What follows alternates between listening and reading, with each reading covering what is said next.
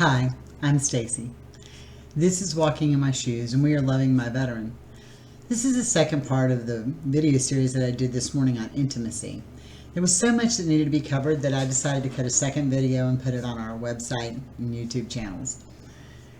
Intimacy, as we explained earlier this morning, is a sharing of a close emotional relationship. We have lots of intimate relationships. Some are with our parents or children, close friends. Doesn't necessarily mean you're having sex with them, at least I hope not.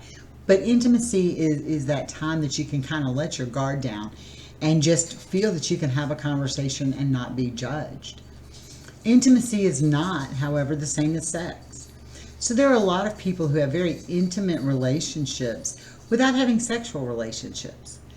So it is important that you learn to develop an intimate relationship with your veteran. And I go back to the analogy I think that we've probably all heard at some point. In that first year of marriage, if you put a jar next to your bed and you put a bean in the jar every time you have sex that first year of marriage, it'll take, and then you start removing them after the first year, it'll take you a lot longer to take them out than it did put them in. That's because we grow and we evolve together into this intimate relationship where it is more than just the physical act. It is actually connecting and being there in very close abilities. In order to be intimate, though, we have to be able to share thoughts. And that's something that our veterans with PTSD have a hard time doing, or we have a hard time sharing our thoughts with them. Part of it is like a fear that they're going to have a PTSD moment, or they're going to have a trigger, or we've lost the ability to communicate, or we need to refine that ability to communicate. So we just sharing thoughts or ideas are sometimes tough. We think we're going to be judged. We don't know how to communicate well, and that creates a problem. Not that we can share our innermost feelings. You know, there are times that I just get worked up about the dumbest things, and I want to share those with my veteran. And I know that luckily I can do that. He's not going to judge me, and he lets me speak what's in my mind. And I do the same with him. So we're allowed to share that innermost feelings. And sometimes that's very hard to do. And y'all, it's hard to do in normal relationships. So everything we have that's relationship related is not necessarily PTSD related. Some things are truly relationship issues. So learning to communicate and share those thoughts and not being judged are really important. Sharing ourselves sexually. If you're going to have an intimate sexual relationship with your partner, you have to be able to function sexually. Well, we know that some veterans don't have that ability based on medication, based on the trauma they've experienced, based on injuries. And so those parts don't work right, and that creates a problem. And we're going to discuss that at great length tomorrow and in future videos on sexuality.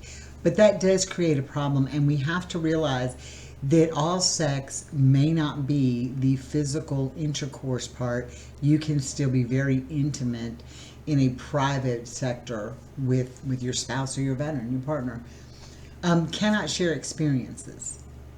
Well, we know that our veterans most of us have an area that's kind of cordoned off, that they don't talk about with us, that they don't share with us in complete detail. And let's be honest, you know, I've said that do you really want to know the nightmares that they see keeping them up at night? So let's just have this conversation now. If your veteran stood there and knew that they were going to kill somebody and looked them dead in the eyes and then shot them and watched their face as they died, and they saw that going on, and they thought it was cool, or they thought they had taken the enemy, or there was whatever weapon they used created an exuberant amount of damage, and they're like, wow, that's kind of cool. It's hard for them to share that with you.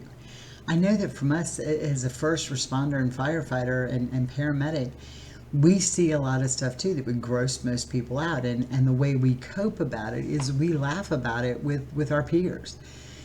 It's not meant to be disrespectful, but it's our own way of self-preservation. So being able sometimes to share those experiences won't happen. But there are a lot of other experiences in life you can share.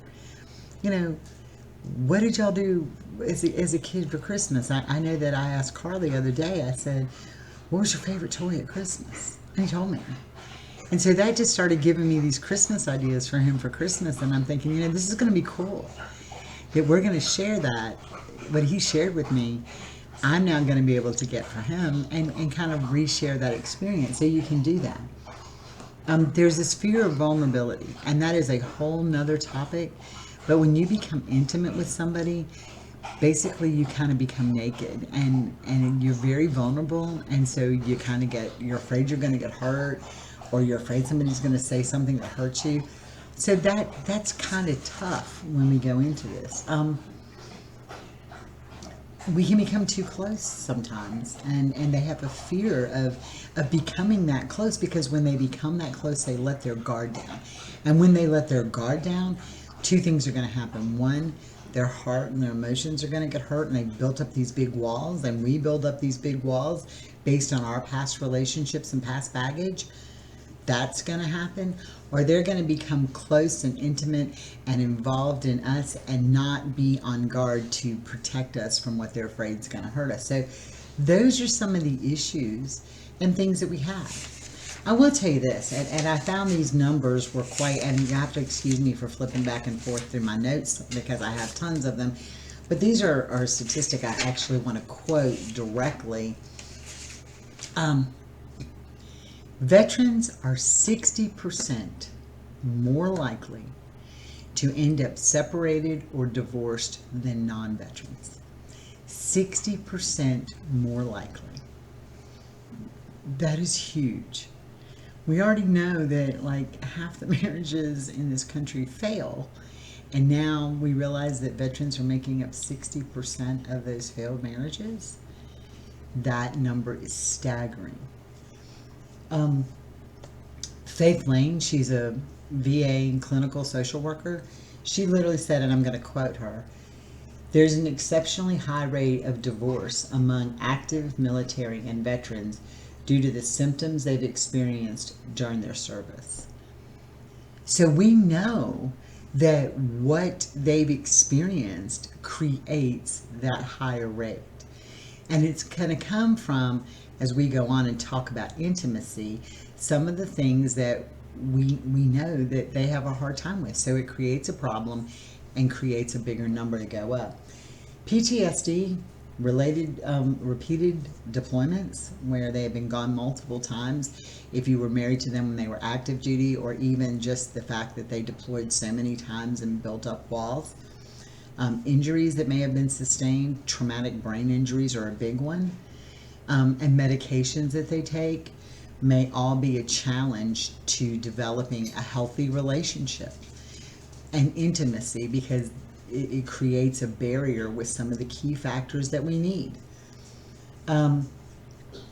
Spouses. We as their spouse or their partner may have to step out of their spouse or partner role, and we have to step into that caregiver role at times. And when we do, that changes the dynamics of the relationship. So the intimacy they had with their spouse or their partner now becomes a relationship they have to have with their caregiver. So that changes your dynamics. Or they're now the person we're caring for, and we don't see them as the spouse or the partner. So it changes the dynamics, and when it does, it changes where our intimacy levels lie. So that's just something that I really felt like I wanted to share, because I thought those numbers and that stuff was pretty eye-opening when I went back in and started to look at it. But in order to have good intimacy, and intimacy comes on so many different levels, and I'll go over those first because I think those are worth looking at. We have that emotional intimacy. That's where we can just go in and tell people exactly what's on our mind, and we are very close to them, and we don't have this fear of being judged. So we have emotional intimacy. We can have that with our partner, which obviously we should have that with our partner. But we also have that with our friends and people in support groups and just a very close group of people. I have 5 friends. There's 5 of us, so 4 friends that I have been friends with since high school. And we talk all the time and we talk about everything. And we are very intimate in that relationship because we don't feel like we're going to be judged by them. We've spent our high school years together. They already know the worst of us, for crying out loud. So anything we do is not judge-worthy. You have that intellectual intimacy, where you want like-minded people who think like you. I know that my mom is part of like a quilters guild and stuff, but she has a very close relationship with about 3 ladies who quilt who get what my mom is doing. So there's that intellectual intimacy that she shares with them, because it is that really close feeling of being able to have a conversation with somebody who is talking on that same intellectual level that you are. There's the physical intimacy. That's obviously the touching and sex, if you want to. Closeness between the bodies. But it's not always about sex. You can feel as close and empowered laying in their arms or holding their hand. That physical intimacy is also there. So you have to look at it that one. You have experiential intimacy. That's just sharing experiences. I use this in the battle buddy scenario. We talk so often about, well, I think our veteran will, he wants to talk to his battle buddy, he doesn't want to talk to me. Or he's having a bad time and he needs to see his battle buddy. Or him and his buddies get together and they go off and they kind of leave me. We will never have that kind of experience, relationship, intimacy with our veterans that they have with their battle buddies. If you think you're going to have that, you're wrong. It's never going to happen. They were there side by side, thing for thing, with each other, and they are truly battle buddies, and that experience that they shared can never go away, ever. Okay, so you have to understand that happens. It's like being at childbirth. I mean, I can remember my aunt was there when my youngest son was born. And my Aunt Sharon was like my world. And that intimacy, even that connection between her and my youngest son Seth, is different than the connection between her and David, because she shared that experience. So you have to be very aware and understand that that experience is never going to be shared. But there are other experiences that you have shared together that you can draw on. So just keep that in mind. And then there's spiritual intimacy. Everybody has their own religious beliefs and their things, and I'm not judging anybody. But my spiritual intimacy, my relationship with God, is between me and God. Okay, that I don't take anybody else's view. I may talk about it with people who believe the same way as I do, but that spiritual intimacy where I get close to that spirit is between me and him. It is personal. So we have that intimate relationship. But regardless of the intimacy that you're sharing, there are 7 key factors that play a part in this. First one is trust. In order to have intimacy, you must have trust. Okay? So just think about that. And I know where this is going to go. And I'll be happy to tell you, when your veteran doesn't have one or all of these abilities, then is intimacy lost completely? No, it's not. So we're going to address that. But there are things that we don't trust them, and they don't trust anybody. So they don't even trust us completely, that we're not going to hurt them, or there's just things that we don't trust with them. So that creates a little issues there. Acceptance.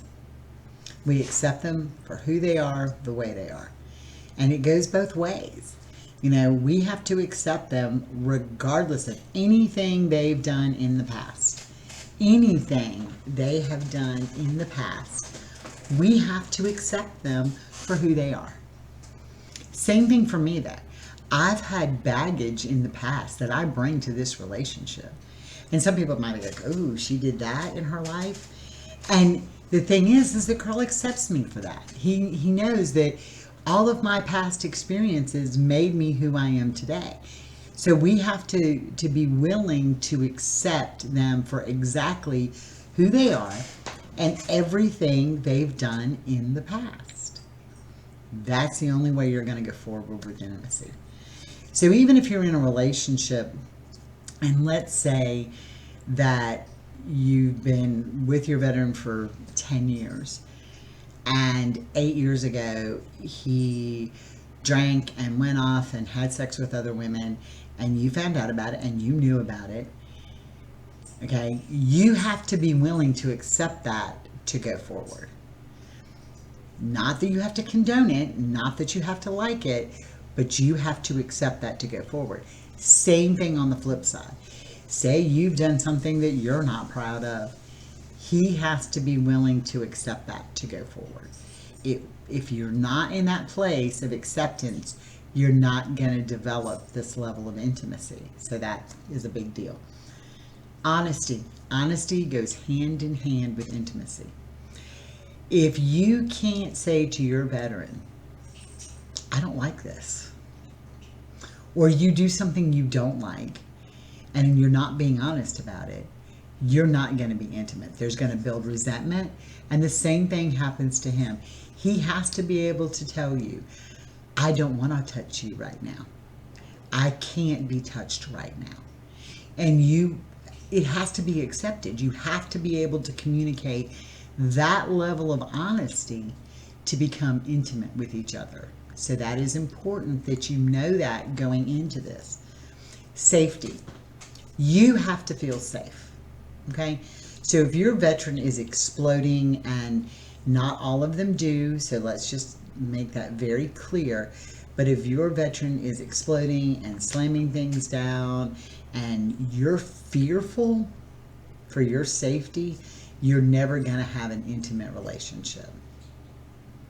So that has to be addressed before we get into developing this very intimate relationship. But the same thing happens to them.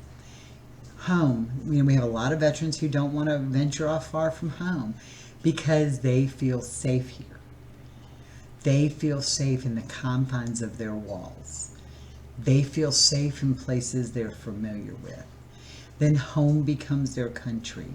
And as things devolve in the country, then we can kind of see now why some of our intimacy is devolving.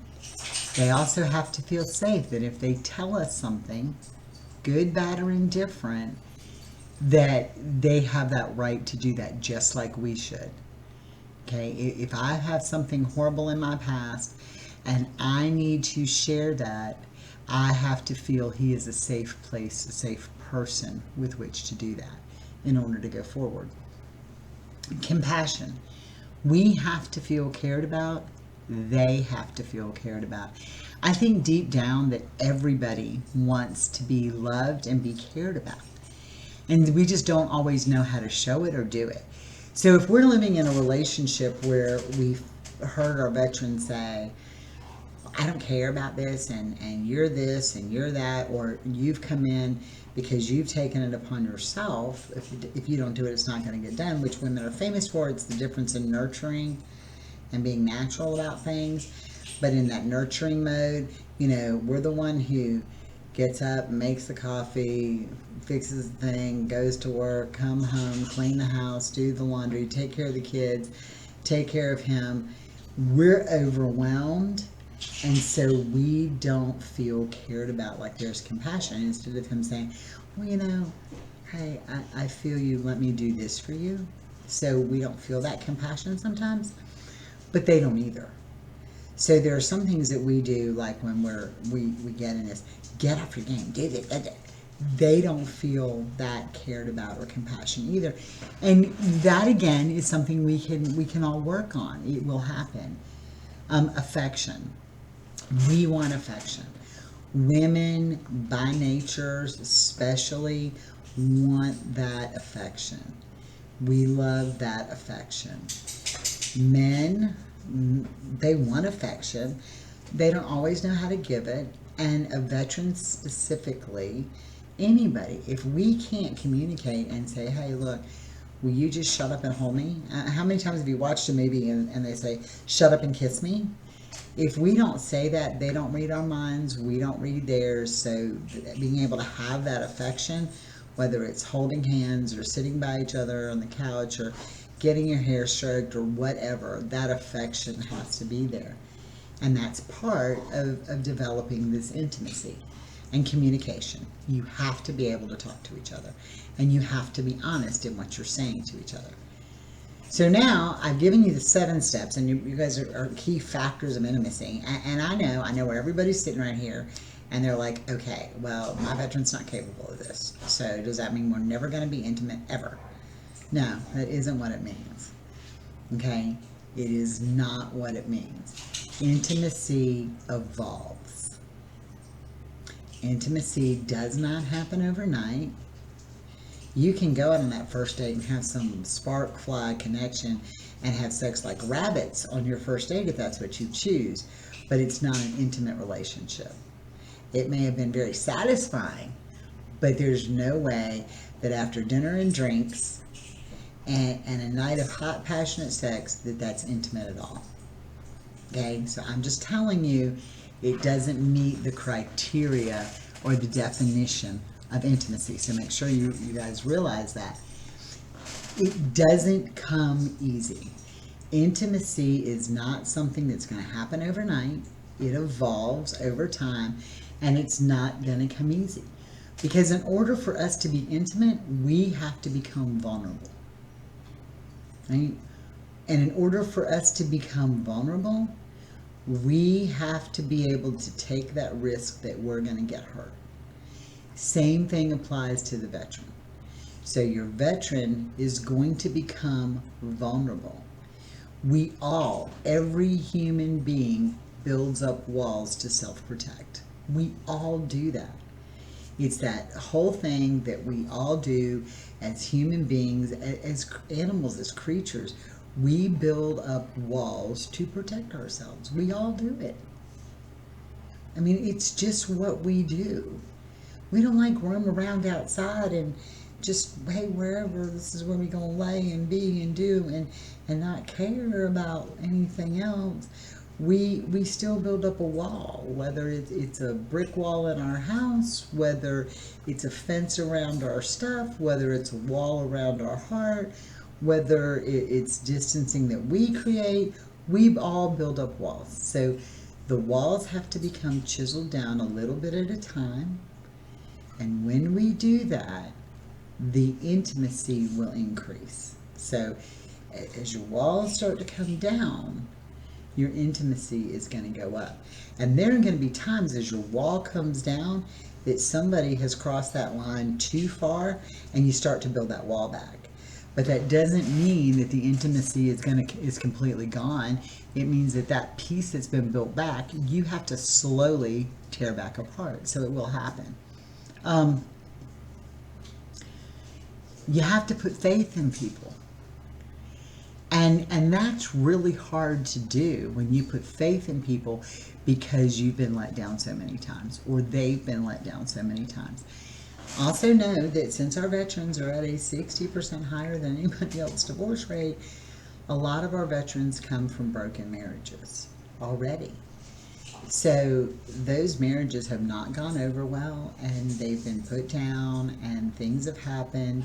And so you kind of see that wall of protection, and now they have to put faith in somebody else and trust in them again to develop that level of intimacy. Same thing happens with us.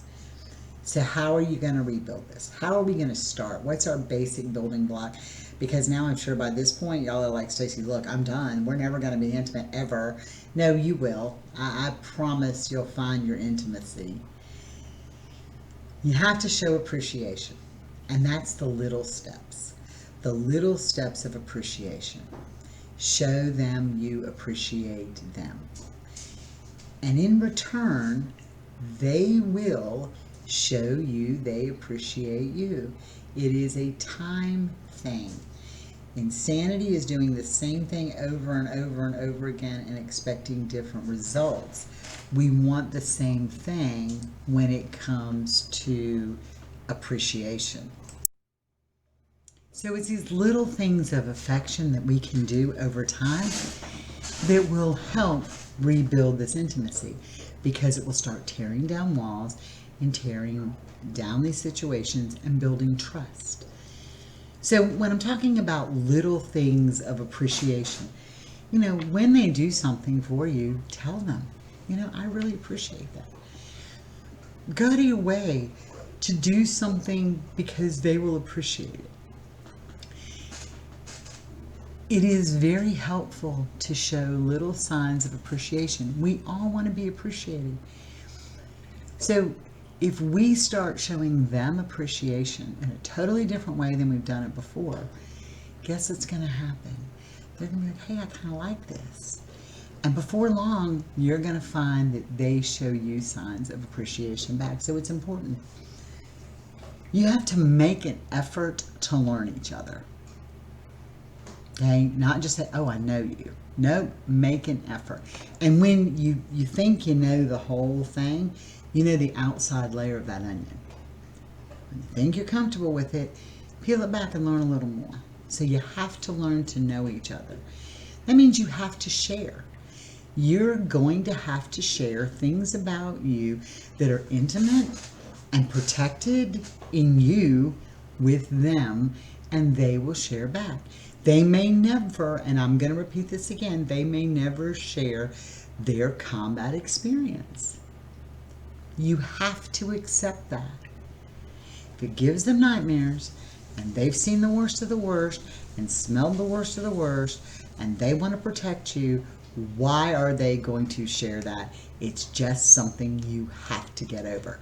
But knowing the rest of them, knowing what makes them tick, knowing their values, knowing their favorite colors, knowing all the things about them that you can know, helps develop this level of intimacy. You don't just walk into a room of strangers and sit down and tell your whole life story. That's not the way it works. It's developing intimacy by getting to know people. So that happens. You absolutely must set a time aside every single day for that person and make it a priority. You must set aside time for that person and make them the priority. This is very hard for me to do. Y'all know I do Loving My Veteran. You know I'm forever researching and writing and typing and videoing and doing stuff. And I'm always like, hey, I'm here if you need to talk to me. Just come on, we'll talk. We can do whatever. I'm here to tell you right now, I have to make Carl my priority. Us our priority. Our time my priority. This is called Loving My Veteran. So I have to learn to make him the priority. He has been gracious enough to let me bring PTSD into our lives every single day. But after 6 o'clock at night on East Coast time from now on, he is that priority. Unless we're doing, like obviously Let's Talk, which we've scheduled. Or if you guys need a scheduled appointment, that's different. But he is my priority now. We are our priority. I am my priority. So you have to make time to have that intimacy with them and time to build it. And it's not built around everything else.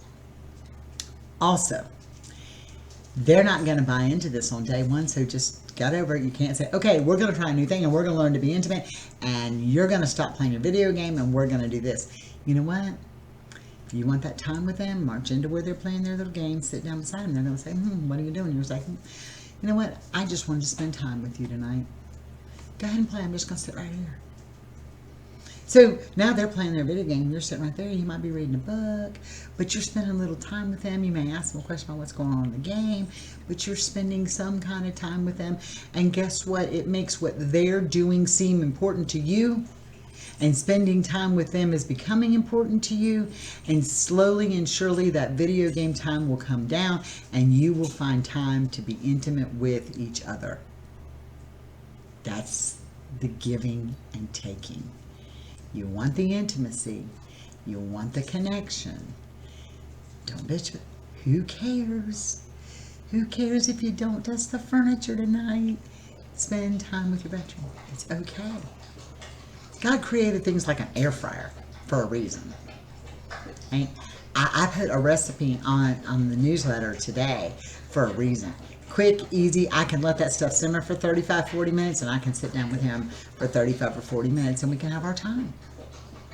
Our time. It's very, very important. So you have to be able to do that. Physical affection. The touching, start small.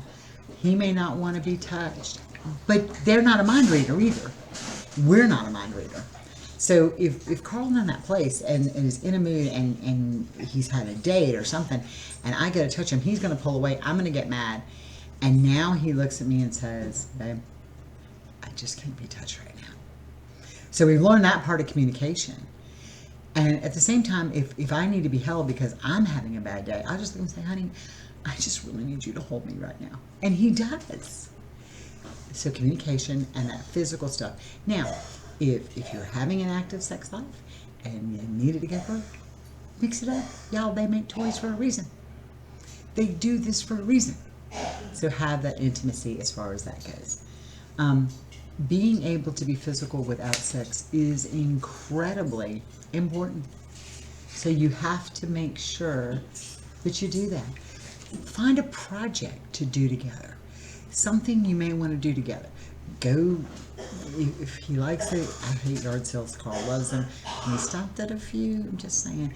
But it was important to him, so we stopped. And we did it. So that, finding that kind of quality time is incredibly, incredibly important. So here is some other issues that we have. These are signs of manifestations of things that they kind of have going on. Things are going really good, and then you're going to hit a wall, and then he's going to push you away. That happens. Part of that is they have this fear of abandonment. Okay? They have a fear of abandonment. And they tend to think that's what's going to happen to them. So when things are going great, and then all of a sudden the light switch goes off, and he's like, get away. And I do that. Carl never does that to me.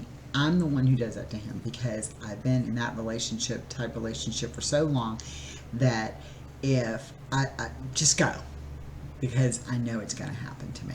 So I'm the one who manifests it, not him, because that's just kind of where I'm at. So I do that. You also know that there's this thing called fear of engulfment. It's being controlled. It's being controlled emotionally, and it's being controlled in every way where we kind of take over for them. Well, when you're sitting there saying, you got a doctor's appointment today, and did you take your medicine today, and did you do this today, and did you do that today, and did you do... It is very controlling. And so they feel like they have no control and somebody else is taking over for them. And I know that happens to us. I mean, God knows he is amazing about making sure I take my medicine. I forget it. And he's like, babe, did you take your medicine today? It's not that he's controlling me. He cares about me.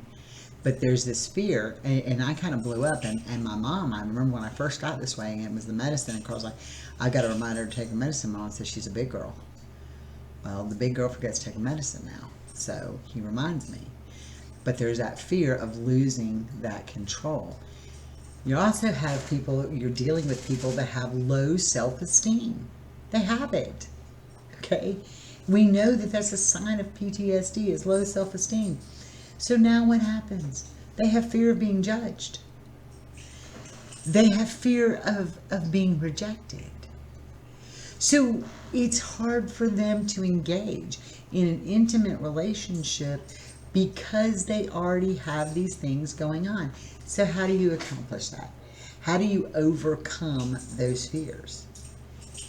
As hard as it is, on a time when you're having an open conversation, they have to be free to say whatever without being judged. I don't care if you have to bite your lip, bite your tongue, change your facial expressions, put one of them mud masks on and hold your face in this position, like whatever.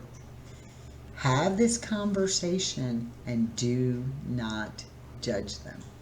Remember, everything that happened to them in the past made them who they are at this moment and made them who they were when you fell in love with them. So not being judgmental, and it is very hard not to judge somebody. They have fear of rejection. I still do this, and it is detrimental to our relationship. We get so far ahead and things are so good, and then we get into it over something stupid, and I'm like, you know what, if you don't like it, just get out. What did I just do? I just destroyed what we had built. I did it. He didn't do that to me. I did it. I destroyed what we are working on. I just blew up everything we had worked to accomplish. And now he's got to get back over that fear again. So even if you get to that point, I'm going to learn super glue, okay? When I see our little arguments getting heated, I'm going to put super glue up on my mouth. And I'm just going to be like, I'm going to talk like that because I'm never going to say get out. It is detrimental to our relationship. Detrimental. And I do it. So again, things are going good. They hit that brick wall. Now all of a sudden they're going to push you away. They're going to leave. They want a divorce. And it happens. We hear that happen. Do they actually want a divorce? Probably not. But that fear of getting too close creates a problem. You can be doing great in your intimacy in your relationship and something happened and you go back to the beginning. Just like when Stacy says, get out.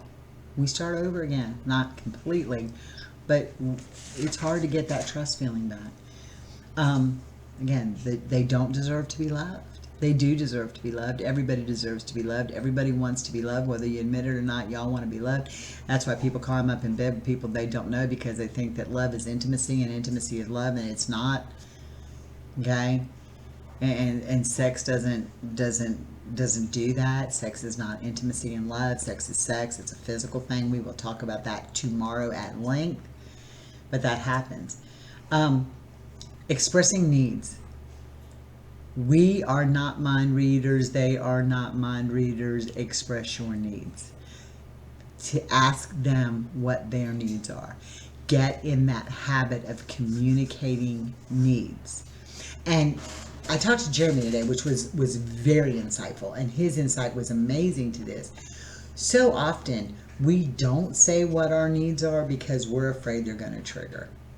So often, we don't say what's on our mind because we're afraid we're going to trigger them.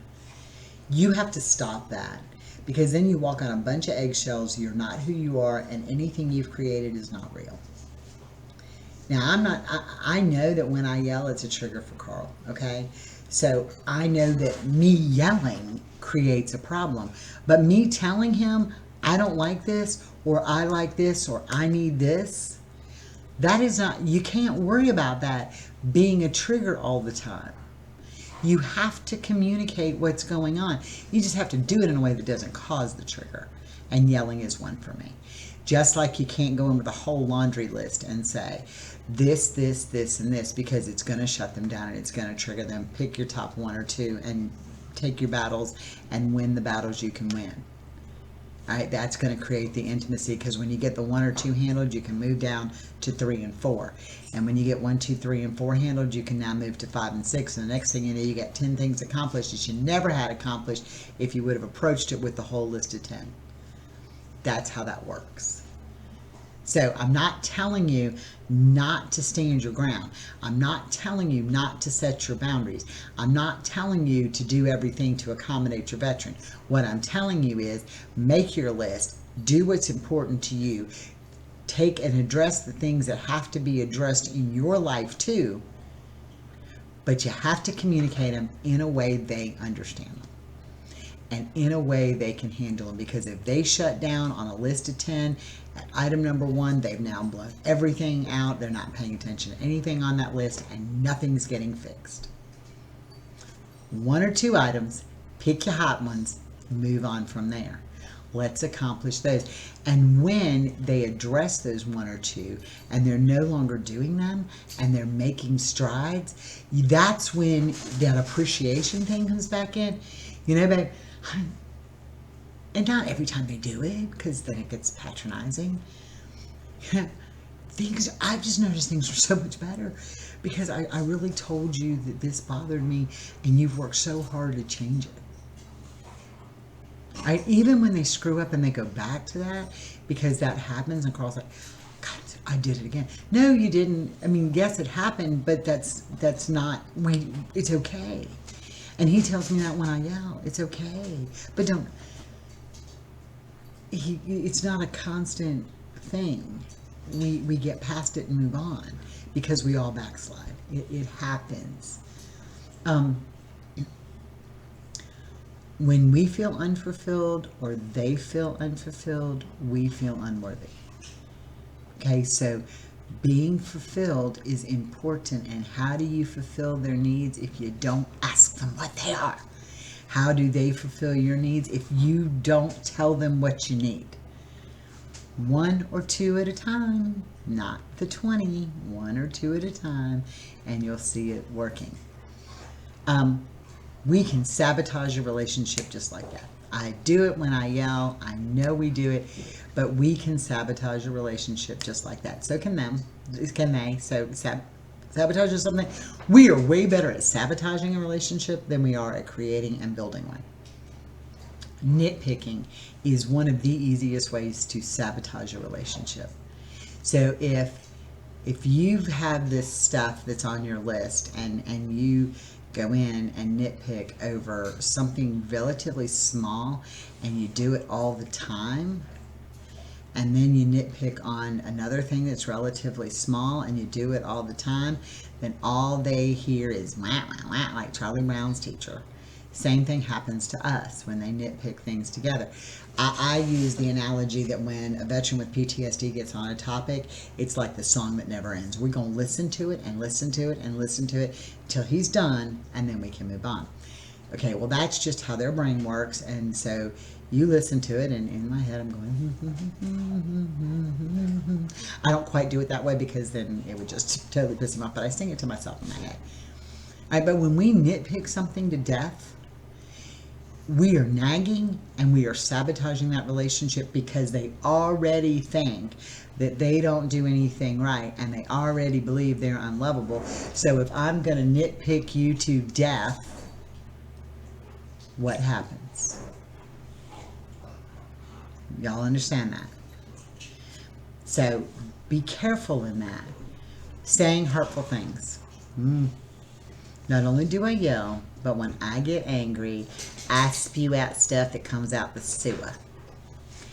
I might as well take a .50 caliber rifle and load that full of every hurtful thing I can think of and spray it around the house.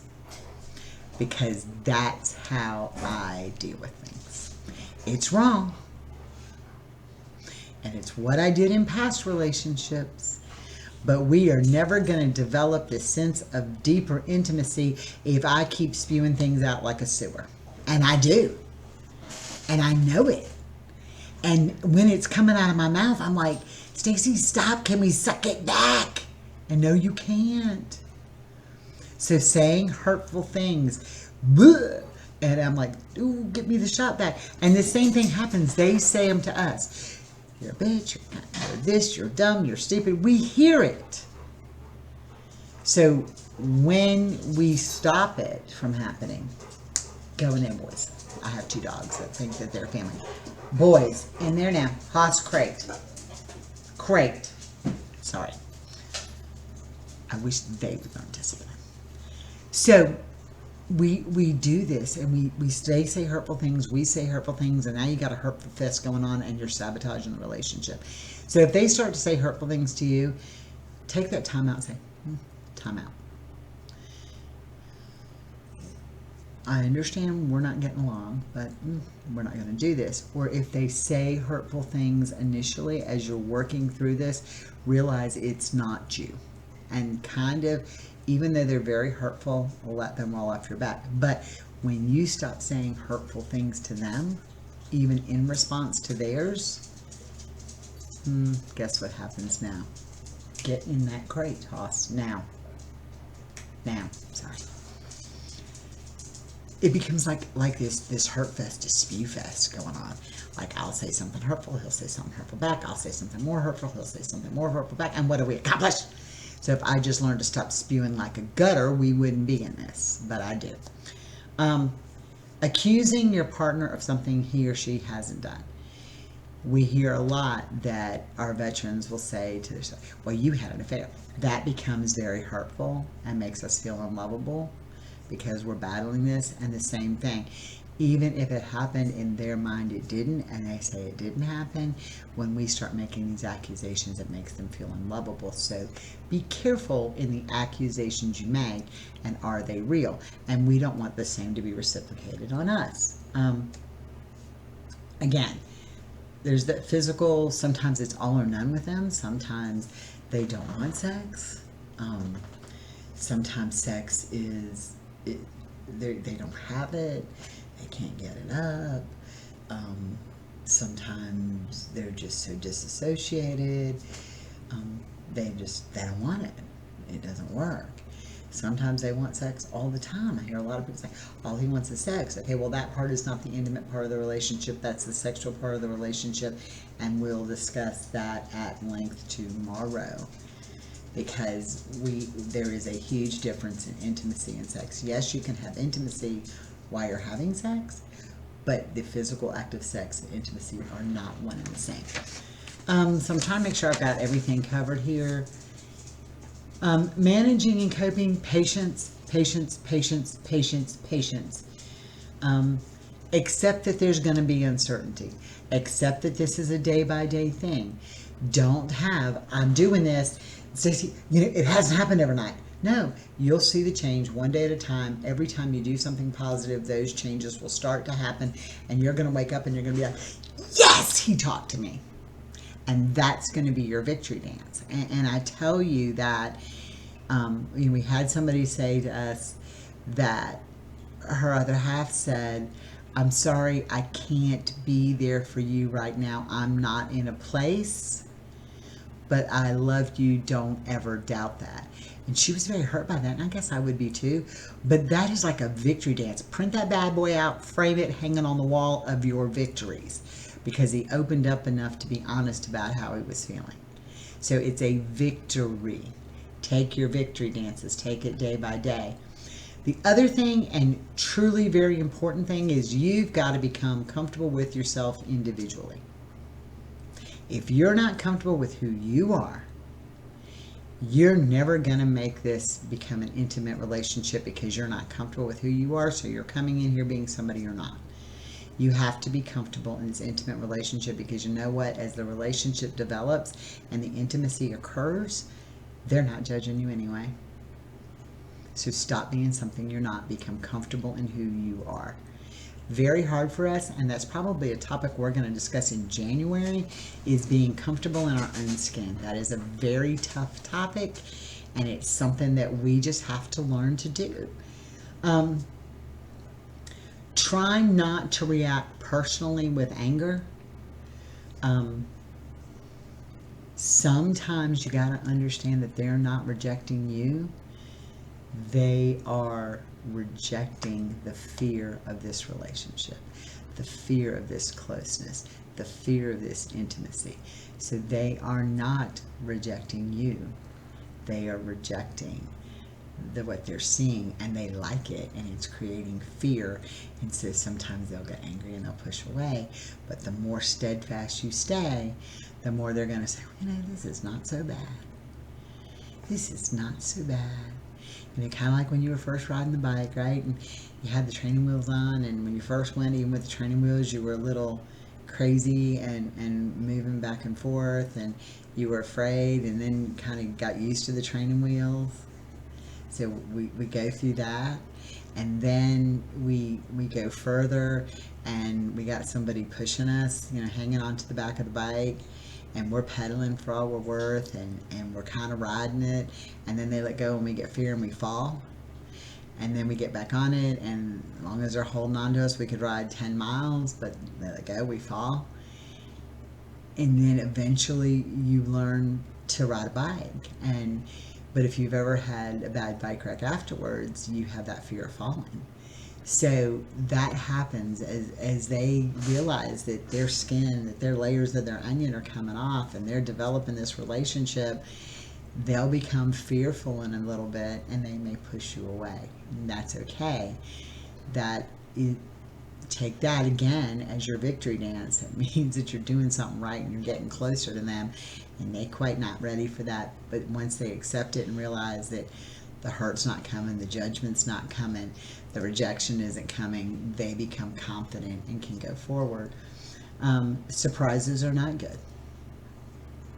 Do not surprise them. It is not good. Just don't come out and say, "Hey, I love you and we're going to go to Vegas tomorrow." No. How about, "Babe, we've just really connected well," or "we need to connect better, and I kind of thought maybe we'd get away for a few days. How do you feel about here or here?" And give them options and get opinions back, because surprises are not good for them. We know that. So don't surprise them. You can surprise them with the concept you want to go somewhere, but give them options in the choice in where you're going. It is much helpful. Actions speak way louder. Carl says this all the time. Don't just say it, show it. Create an environment that is worthy of being loved. Create an environment that is worthy of being loved. So use your actions. As much as they're going to do stuff initially, they're going to continue to frustrate us and make us mad and get us uptight and put us in a situation. Take a deep breath, put your big adult panties on, big girl britches on, suck it up for a little bit, right? Vent to people in these groups. That's what we're here for. But keep going forward, and you're going to find the successes are going to come. They're going to come to you in ways you never dreamed possible. It is very hard for me because I don't always feel worthy of love, so it's very hard for me to create an environment where I feel worthy of love. And Carl gives me love unconditionally every day. So I think that's kind of where we are in intimacy. We can get there. We will get there. Y'all will get there. It is a process, and it takes steps, and it takes time, and it takes knowing what their limitations truly are. And we can overcome those limitations. We just have to do it in little bites. And we may have to go about it differently. Again, I use the analogy of my granddaddy. He lost his leg when my daddy was very young. He went to work building scallop and crab dredges in a blacksmith shop on one leg and crutches, a job most people today wouldn't even do. Right? He found a way to do everything. He swam, he did everything. He never missed a beat. He walked on the field at graduation on one leg in crutches, and with my grandfather.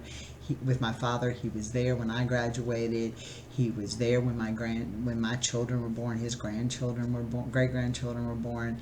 He was there. He was the first person who held David Scott. Right? So him losing that leg didn't stop him from doing anything other than, in his exact words, running and jumping. So we can do this. We can overcome this. We may have to find a different way to do that, but we can overcome this. And that's what I need to say to you today. Intimacy is available, and we can get it, and it's not going to happen overnight.